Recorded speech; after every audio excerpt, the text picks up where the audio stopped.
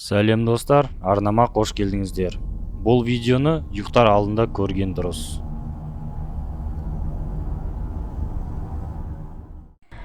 Көмектесіңіздер. Кім бар, көмектесіңіздер.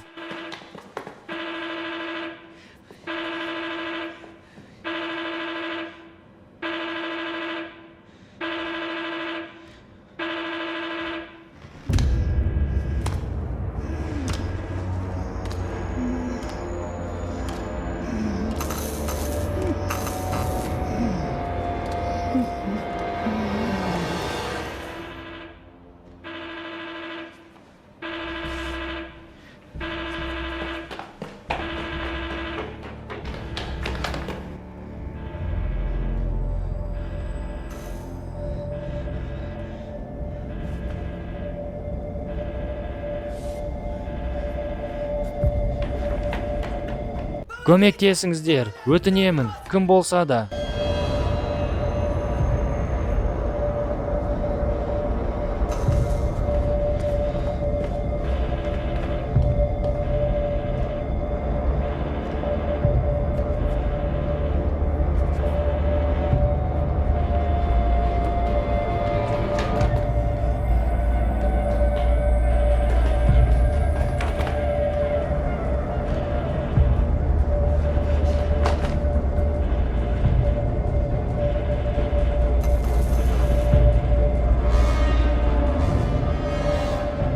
Көмектесіңіздер, мен мұндамын. Қанеки.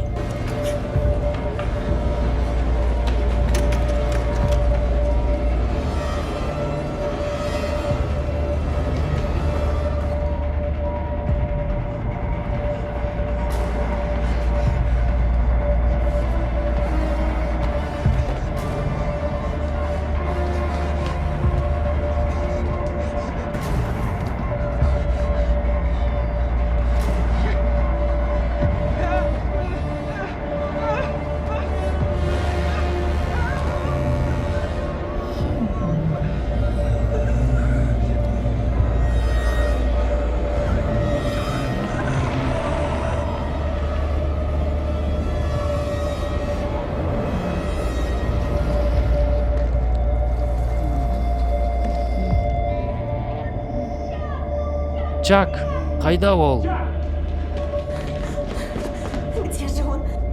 Біз оны осы жерде қалдырдық. Чак! Чак?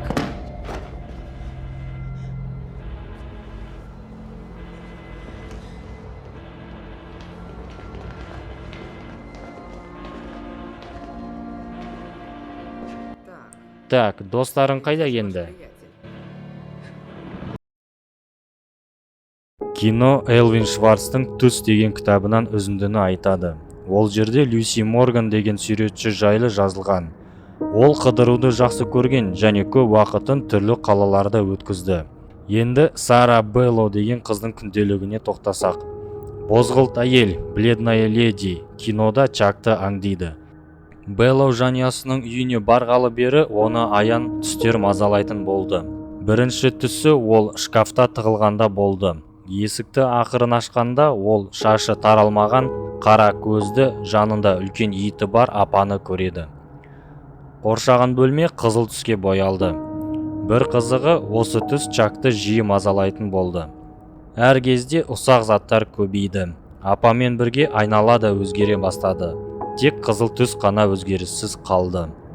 Уақыт өте апаның орнына қара шашты, қара көздері бар бозғылт әйел келе бастады. Ол әрқашан Чакты ескертетін. Кинода осыған еш мән берілмейді.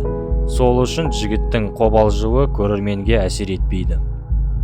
Мына толық бозғылт әйел. Ол сыбырлайды. Бұл жерде қарғыс атылған. Қолыңнан келгенше қаш. Айтпақшы, Чактың ауруханада болғанына бірнеше себептер бар. Бозғылт әйелдің әсер етуі әрқашан әрқалай болады. Кинода ол достарымен Сара Белло жайлы ақпарат алуға келеді. Алайда кітап бойынша ол есі ауысқан әпкесі Рутқа келеді. Осы себептен ауруханада ары-бері жүгіріп жүреді. Ауруханада ол расымен де өзінің әпкесін ерекше қауіпті аурулар бөлігінен табады. Бірақ көргені оған ұнамады. Рут толық есінен адасып, есікке қарай секіреді. Ол көзін бақырайтып тілін шығарады, ал бүкіл денесін өзі тырнап тастады. Бұлай дұрыс еместігін түсініп, кету керек жолын ойлайды. Көп жүріп, шығатын есік таппайды. Жолда оны бірнеше ауру өлтіре жаздап, артынан аңди бастайды. Бір кезде ауруханада дабыл қосылады. Жүгіріп жүрген жігіт жайлы күзетші де естиді. Сол маңайда түсіндегі бозғылт әйел пайда болады. Чак қашайын дейді, алайда қайда барса да, қайда қараса да бозғылт әйелді көреді. Ол көмекке шақырды, бірақ ешкім естімеді. Артынан әйел Чакты құшақтайды, ал Чак еріп жоқ болады.